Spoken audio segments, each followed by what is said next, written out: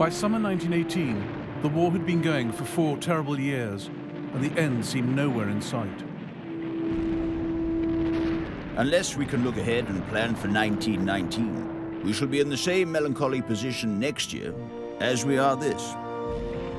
Do the means of beating the German armies in 1919 exist? Have we the willpower?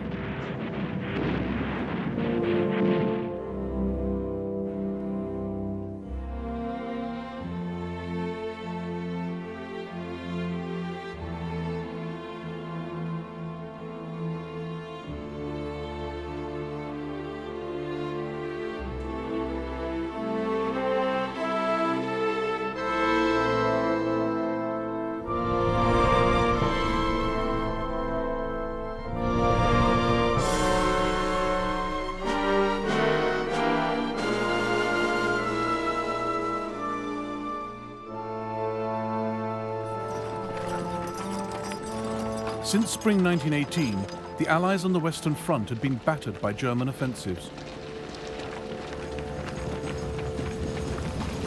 But in August, the Allies secretly assembled a strike force in northern France. 100,000 men of the Australian and Canadian Corps were backed by 400 tanks,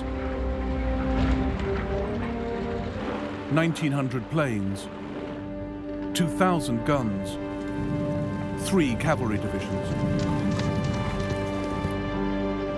General Sir Henry Rawlinson, British commander at the Somme in 1916, had learnt from the past. He embraced new ideas, the close combination of men and machinery, the importance of achievable goals. My only difficulty will be to get enough divisions and to keep the thing secret. Rawlinson aimed his assault at a weak 12-mile sector of the German line, east of Amiens. He had the French in support to the south.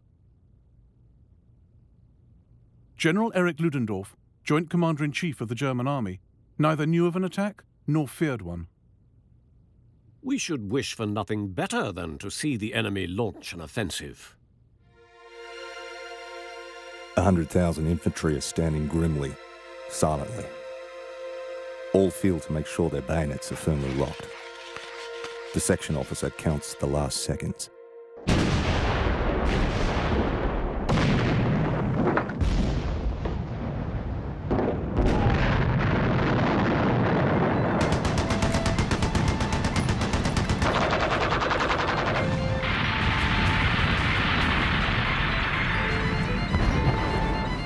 The speed was terrific.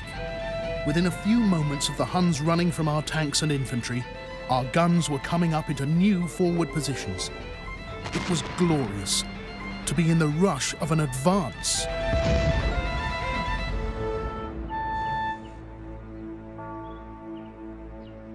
The Allied attack sent the Germans reeling. By nightfall, Rawlinson's Fourth Army had advanced 8 miles.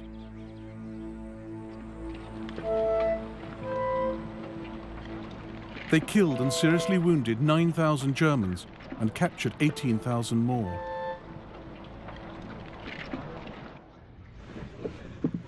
Ludendorff declared the 8th of August the Black Day of the German army. General Paul von Hindenburg steadied him, but both knew the Battle of Amiens was the beginning of the end. Mighty as Germany looked on the map, her armies on the Western Front were near the end of their tether. Exhausted, hungry, fed up. Their generals had given them neither clear aims nor adequate supplies. The Germans had lost nearly 1 million men since March.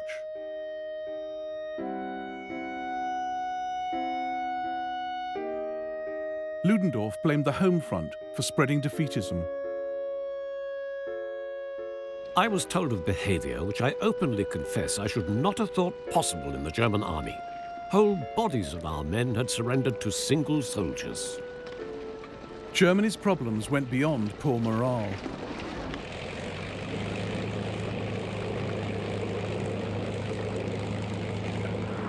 She'd lost a string of vital battles. The battle of the factories and technology. Germany had built just 20 tanks. The Allies, over 4,000. She'd lost the battle of manpower. 250,000 Americans were pouring into France every month. She'd lost the battle of command. The Allies worked together under the leadership of Marshal Ferdinand Foch. But Ludendorff's generals despaired of his lack of strategic plan, and some feared for his mental health. Great crisis this morning, very nerve-wracking. Ludendorff is a bundle of nerves. It's never his fault. He looks everywhere for scapegoats.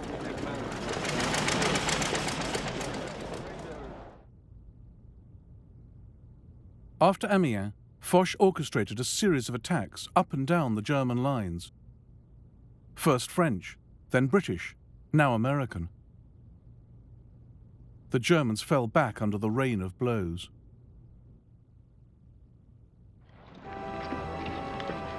While the Allies were pulling together, the Central Powers were tearing apart.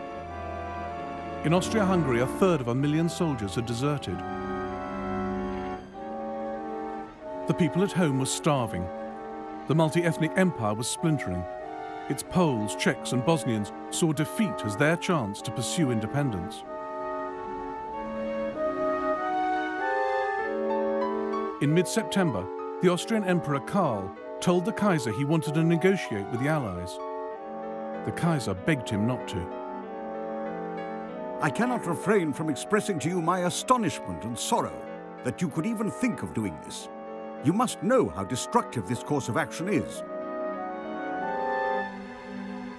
But Karl had already sent his proposal for talks to the Allies, and they just threw it back in his face. Another great empire allied to Germany was dying. The 600-year-old Ottoman Empire was a spent force. Britain was driving the Turks out of Mesopotamia, Palestine and Syria. They were now fighting for their lives, not for Germany.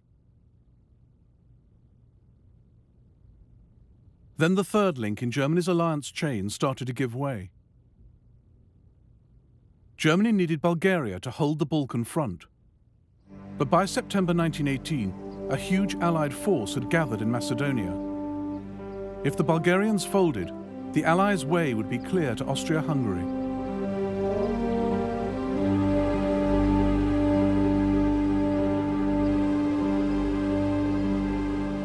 The Bulgarians were dug into these trenches, their morale cracking. Crown Prince Boris was almost attacked by his own soldiers when he visited the front. We are naked, barefoot and hungry. An empty knapsack does not guard a frontier.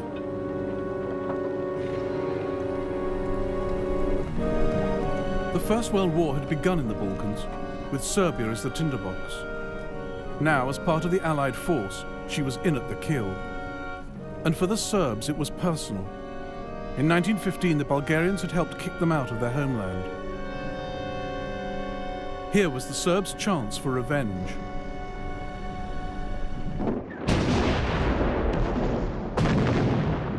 The heavy artillery made the Bulgarians crawl deep into their shelters. All the excitement made my hair stand on end.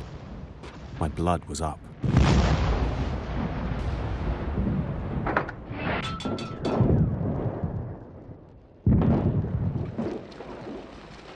The Allies smashed through the Bulgarian lines and rolled north. On the 28th of September, Bulgaria sued for peace. When he heard this, Ludendorff suffered a fit, collapsing to the floor, foaming at the mouth. The very next day, he learned the Allies had breached the Hindenburg Line along the Saint-Quentin Canal, Germany's last fixed line of defense on the Western Front.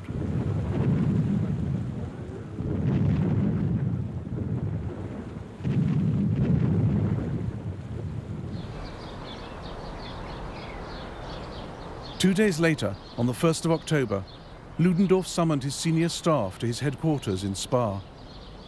Among them, Colonel Albrecht von Thaer. Ludendorff stood up. His face was pale and full of deep worry. He said it was his duty to tell us that our military condition was terribly serious. Bulgaria has already been lost. Austria and Turkey are both at the end of their strength. Any day now, our Western Front could be breached. Therefore, the Supreme Army Command demands that a proposal for bringing about peace be made without delay. Ludendorff's stark decision to ask for an armistice, or ceasefire, was a terrible shock. Generals quietly sobbed. When Ludendorff left the room, Terre followed him. I grabbed his right arm with both hands and said, "Your Excellency, can it be true? Is that the last word? Am I awake or dreaming?" I was completely beside myself. He remained calm and gentle and said to me with a deeply sorrowful smile, "Unfortunately, that is how it is, and I see no other way out."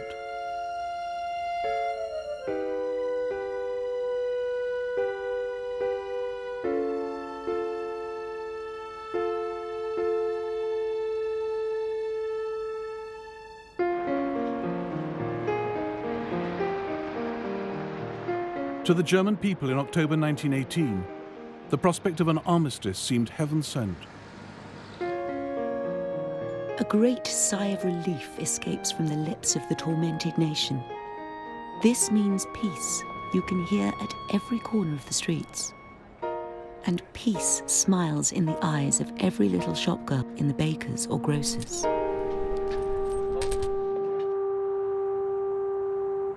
Germany's soldiers had kept her politicians in the dark about the string of military disasters.